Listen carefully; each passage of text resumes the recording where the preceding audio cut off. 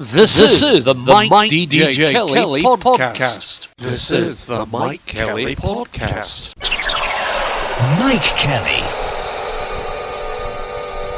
So here we go. It's issue number 9 of the mid-March Shorter Than Short MikeDJKelly Podcast show, which includes news and stories that the others leave well alone. On this week's podcast. Coming up, student finance, leather sofa repairs, more vegan stuff, getting stopped by the police, street lighting, and Brexit medication fears, and a whole lot more.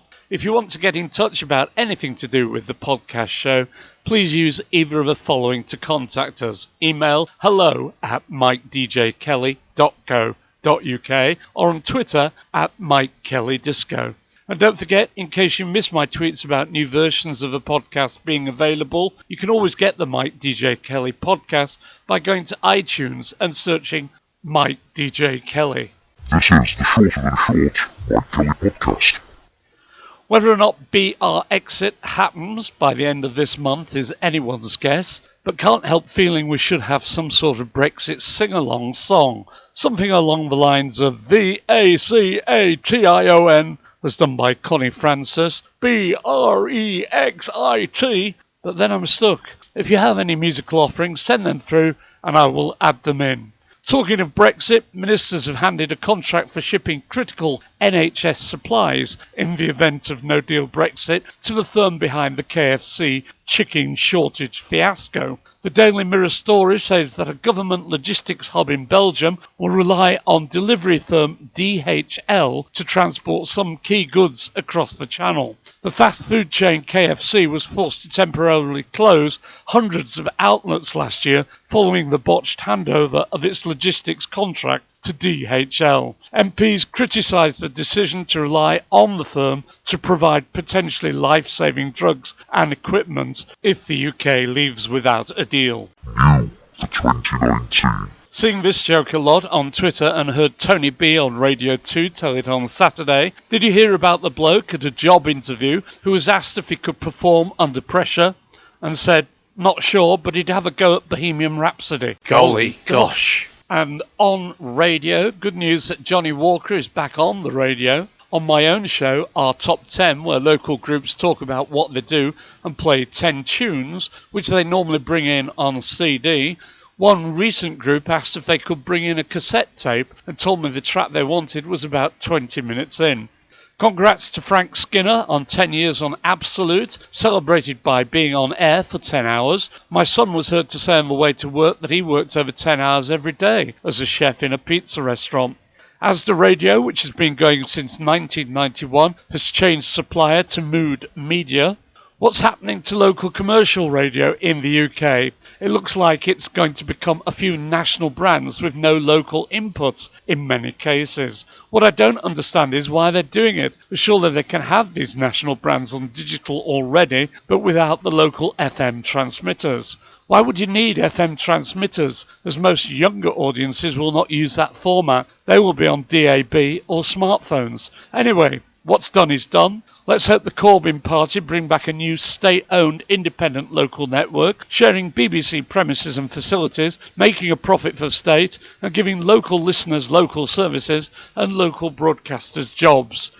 Now, can anyone help with this one? Well, I can give you my 91-year-old aunt a lift and introducing her to Scala Radio during the journey. She said she listened to Classic FM all the time, but liked the sound of Scala. Next time we met, she said she could not find Scala in the listings or its frequency on FM. She does not have a smartphone, computer or DAB radio, but does have Freeview, but it does not appear to be on there as yet. Is there any way this potential listener can get Scala? Do let me know. Final radio bit. What's the answer to this one? How many times has Chris Evans played St. Elmo's Fire by John Parr since he's been on Virgin Radio? I think we must be getting close to double figures. Golly gosh. On the BBC Radio 4 Moneybox programme, I heard an item about student finance and how you can get grants of up to £1,000 from the vegetarian charity if you promise not to eat meat. The form to get this grant is very long and complicated and takes many hours to complete. My vegan daughter did complete it, and then after many weeks got this reply from the vegetarian charity.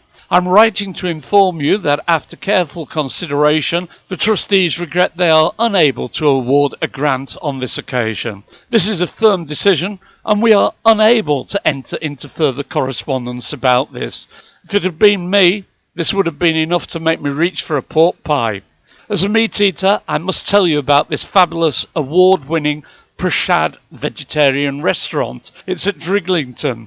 Search them out on the internet. It's a good site to visit. We went for a family celebration, and what a great place to go. Upmarket premises, very smart staff, great service and very impressive food, and not overpricey.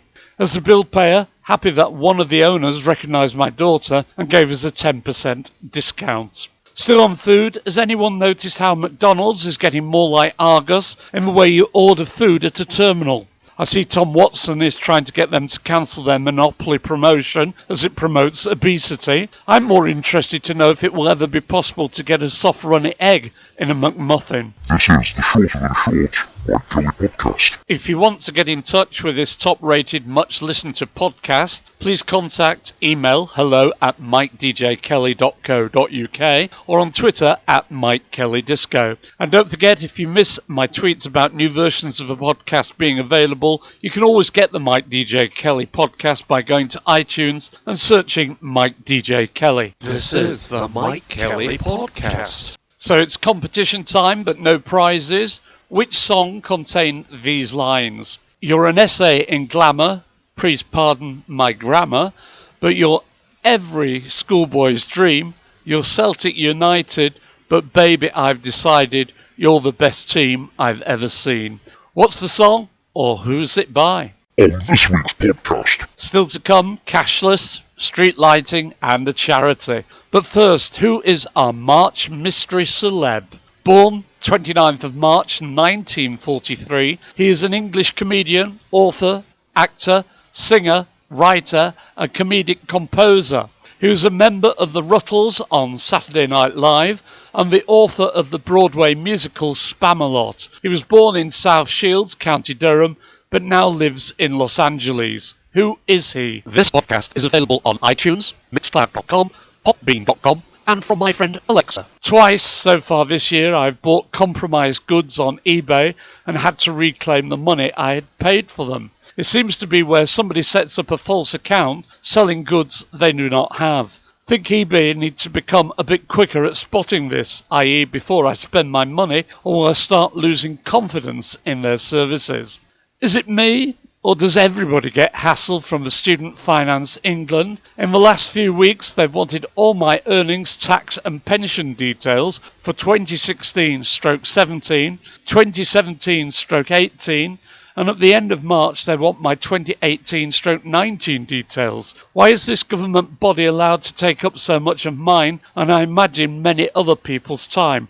It's not me getting a loan, it's my offspring. Is that true? Today's charity is Survivors West Yorkshire, which is a specialist sexual violence abuse support service. Survivors West Yorkshire and its male-focused Ben's Place online trauma-informed counselling service is survivor-led and focused. Its vision is to support the development of a range of evidence-based services that are gender-informed and accessible across West Yorkshire. Services which are user-friendly and proactively involve survivors. Their aim is to create a specialist service which easily connects survivors and their supporters to professional services that work well for them. Their focus is on internet support whilst exploring developing new offline options for survivors. Their objective is via innovation and collaboration to support the self-empowerment of all survivors of sexual violence, abuse by developing robustly evaluated psychological interventions, supported by self-help, knowledge and social action involvement and best practice co-production projects which allow survivors to become an authentic expert resource to support policy and service improvements for themselves and others. Find out more at survivorswestyorkshire.org.uk. New for 2019. Over the last few months, many parts of the UK have had their street lighting replaced. There's 2 points about this. One is due to austerity cuts, half of them are turned off for most of the night. The other is they've now revealed that many of the new replacement lights are not as bright as the old yellow sodium lights, but they are a lot cheaper to run. This is particularly noticeable on the A660 in Headingley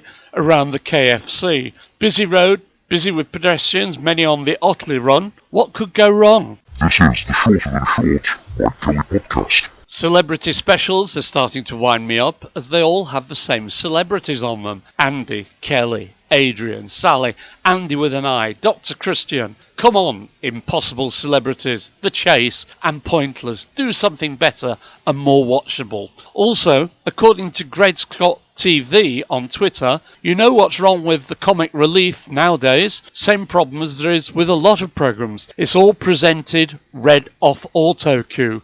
There's nothing from the heart, no danger of anybody saying anything they shouldn't, no connection, which is what you need.